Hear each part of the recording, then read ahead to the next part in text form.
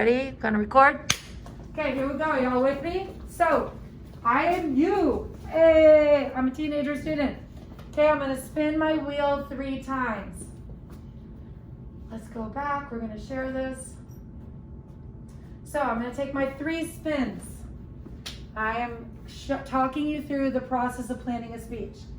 Whoa.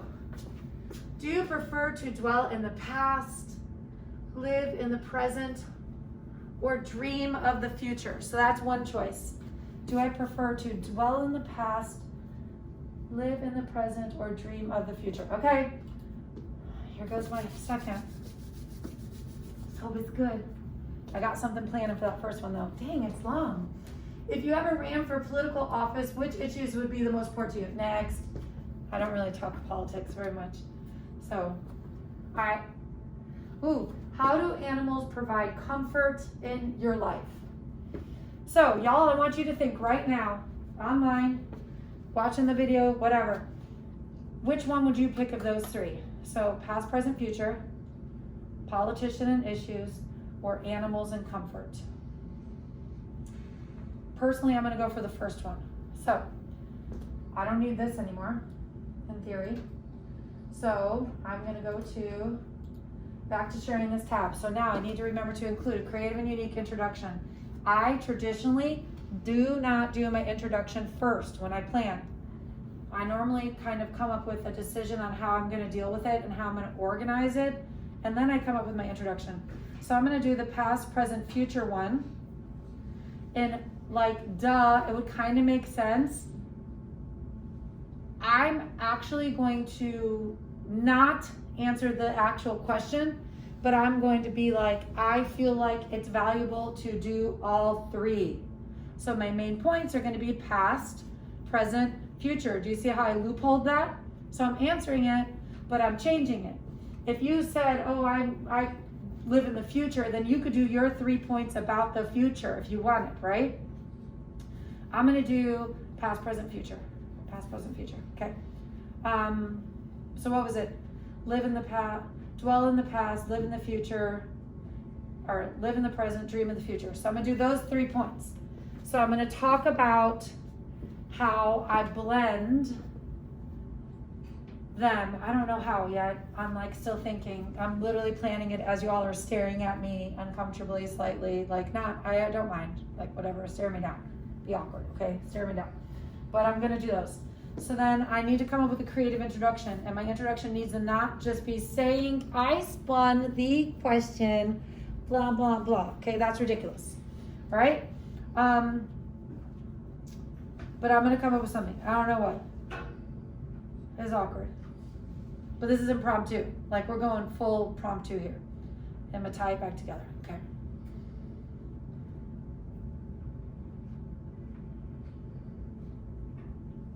Okay, here we go. Y'all ready? I have planned a speech. Not really, whatever. I'm gonna take care of it.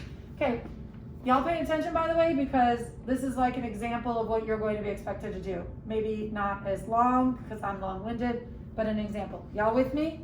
Give me a thumbs up or something. Yes, Nalise, I'm doing the first one. Got you.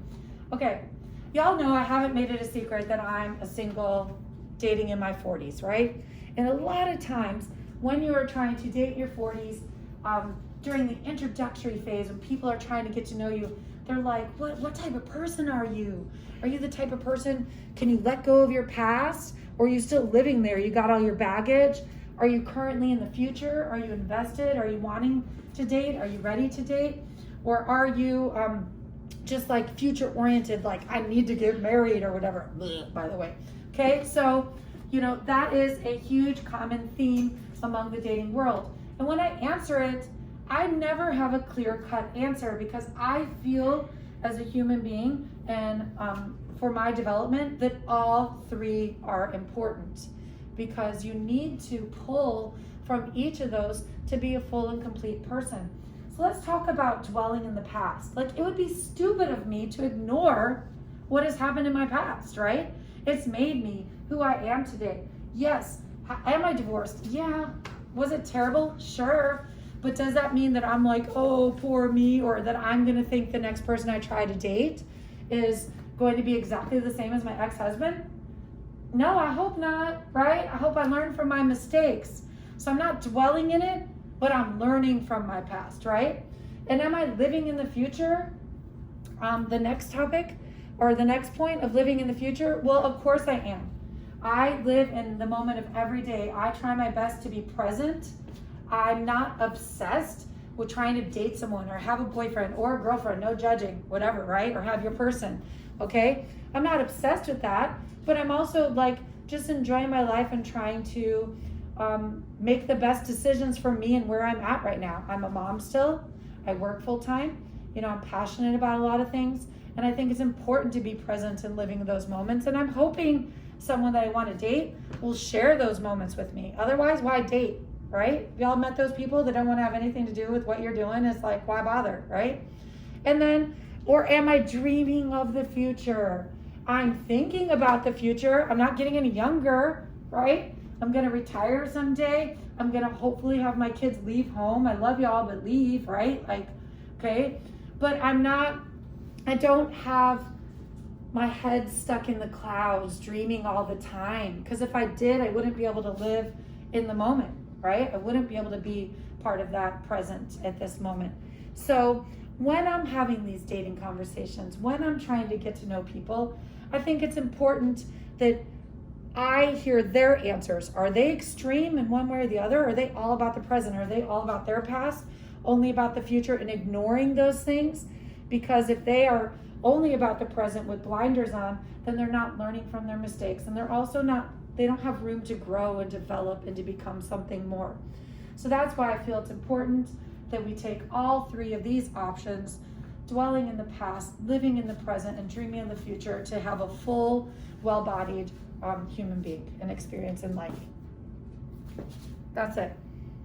So, talk to me. Could you see my 3 points clearly? Yes, right? Past, present, future. Duh. Did you get my introduction? Was my introduction more than this was the prompt I drew? Yes. And as a matter of fact, I said, oh, y'all know I'm single and dating. And a lot of you were like, dink, I'm going to pay attention now. Okay? It was more than just something boring and just the question. Could you feel that my speech was coming to an end with a conclusion? Did you feel that I went through 1, 2, 3 and I was bringing it back to what I started? Honestly, a lot of teenage errors include that y'all, for your conclusion, want to like summarize again what you talked about. Nope. You already talked about it. Okay? We're just real briefly touching on it, making sure that we take our bow, wrap it around our points, tie it into something different than the intro, but make sure it's connected, and then finish our package and present it to us. Okay? So my speech was longer than yours will probably be. I'm a 40-something-year-old teacher that's been talking and giving speeches a long time. But your speech also should not be 15 seconds and you're done. Okay? So that's the conclusion of the example. Boom. I'm going to turn that off.